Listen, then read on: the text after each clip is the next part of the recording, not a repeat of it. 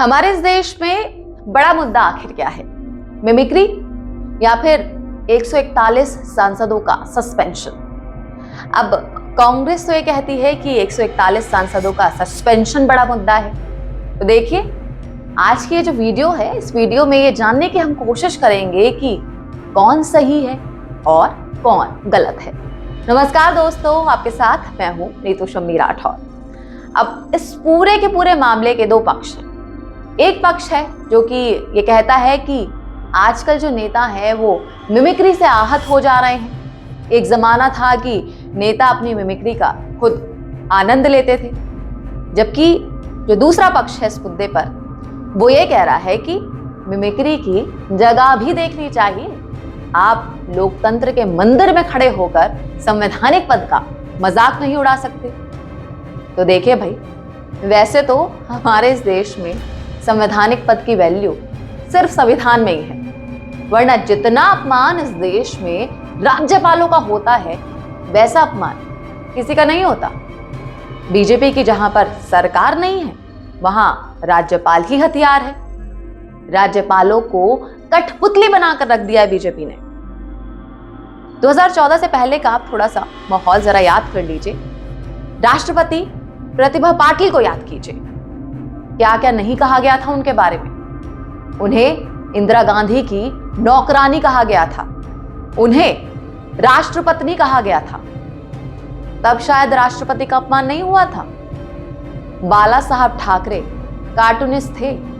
इंदिरा गांधी से लेकर सभी के वो व्यंग्यात्मक कार्टून बनाते थे, पर किसी ने अपनी जाति वहां पर नहीं बुनाई। ऊपर से मजेदार बात यह है कि जाट समाज विरोध पर उतर आया है, कह रहा है कि हमारे नेता की भाई मिमिक्री कैसे कर दी। अब ये जो जाट समाज है वो उस समय आगे तो नहीं आया जब हरियाणा की जो पहलवान बेटियां हैं वो सड़कों पर घसीटी जा रही थी, जब किसान आंदोलन था। इसका जवाब भी बीजेपी वालों के पास है। बीजेपी वालों का यह कहना है कि भाई नेता और उपराष्ट्रपति पद में फर्क होता है। नेता को सरेआम थप्पड़ भी पड़ जाते हैं, परंतु राष्ट्रपति जैसे पद हैं उनकी अपनी एक गरिमा होती है। अब सोचिए, जो उपराष्ट्रपति खुद ही अपनी गरिमा गिरा दे, फिर चाहे वो राज्यपाल के पद पर हो या फिर उपराष्ट्रपति के पद पर, उनकी गरिमा पर बवाल मचा हुआ है। अमेरिका की मैं बात करूं तो भाई अमेरिका में जो लोग हैं, अपने राष्ट्रपति चाहे वो बुश रहे हो या फिर ट्रंप या फिर बाइडेन, इन सभी की खुलेआम जो खुले मंच होते हैं उन पर मिमिक्री करते रहते हैं।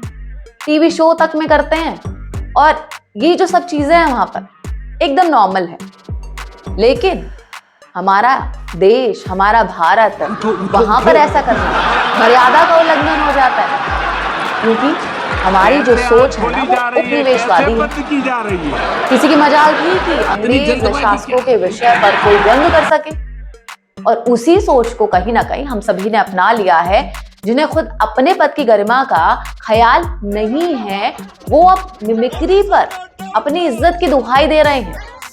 अपनी मिमिक्री या फिर कार्टून को अमूमन देखिए क्या होता है, जो नेता है वो एंजॉय करते हैं, लेकिन नेता अगर हल्के हैं तो मिमिक्री और कार्टून पर मुकदमे दर्ज कर देते हैं, कोहराम मचा देते हैं, क्योंकि उनका जो हल्कापन है वो उजागर हो जाता है।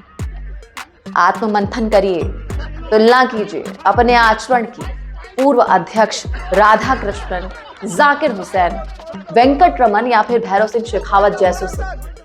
आपको विचलित होने का कारण जरूर पता चल जाएगा। देखिए, मिमिक्री विवाद जो हुआ है ये पूरा, इस विवाद पर केंद्रीय मंत्री अनुराग ठाकुर जो हैं वो ये कह रहे हैं कि देश में राष्ट्रपति के बाद उपराष्ट्रपति का पद आता है और उसको भी अपमानित करने में कांग्रेस ने और उनके सहयोगियों ने कोई कसर नहीं छोड़ी। ये संविधान का भी अपमान है, उपराष्ट्रपति का भी अपमान है। और सबसे बड़ी बात देखिए यहाँ पर यह है कि ना सोनिया गांधी, ना राहुल गांधी और ना ही मल्लिकार्जुन खड़गे ने इसकी निंदा की। आखिर क्या चाहता है विपक्ष? जगदीप धनखड़ की मिमिक्री कर दी तो बीजेपी वाले अचानक से जाट समाज के शुभचिंतक बन गए। क्या सत्यपाल मलिक जाट नहीं है? जब वो पुलवामा पर बोल रहे थे तब जाट समाज की याद नहीं आई? जब विनेश फोगाट, संगीता फोगाट, साक्ष्य मलिक और बजरंग पुनिया को सड़कों पर सरेआम घसीटा जा रहा था तब जाट समाज की याद नहीं आई? जब किसान आंदोलन में 750 किसानों की शहादत हुई तब जाट समाज की याद नहीं आई? जब हरियाणा में बीजेपी सांसद राजकुमार सैनी जाटों को गालियां दे रहा था तब जाट समाज की याद नहीं आई? जब हरियाणा में 35 बनाम 1 का जाट विरोधी नारा दिया जाता है तब जाट समाज की याद नहीं आई? जब हरियाणा में हर एक अखबार और news channel Jat non Jat का एजेंडा चलाकर जाट समाज को टारगेट करता और सरकार कोई कार्रवाई नहीं करती तब जाट समाज की याद नहीं आई? मिमिक्री करने वाले सांसद ने ना तो किसी का नाम लिया और ना ही किसी जाति का नाम लिया और ना ही किसानों का या फिर किसी जाति का। तो आखिर कैसे ये जाति और किसानों का अपमान हो गया? क्या अब हमारे देश में सारे के सारे जो मुद्दे हैं वो एक झटके में खत्म हो गए? ना कोई बेरोजगारी पर सवाल कर सकता है, ना कोई महंगाई पर, ना नौकरी पर और ना ही सांसदों के निलंबन पर। गली मोहल्ले में सिर्फ और सिर्फ यही चर्चा हो रही है कि कोई राज्यसभा के सभापति का अपमान कैसे कर सकता है।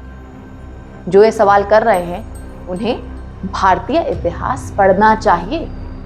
70 सालों का ये इतिहास कहता है कि विपक्ष में चाहे जो हो, उसने हमेशा राज्यपाल, उपराष्ट्रपति और राष्ट्रपति को सरकार का पिट्ठू ही बताया है और ये कोई पहली बार नहीं है और ना ही शायद ये कोई आखिरी बार होगा।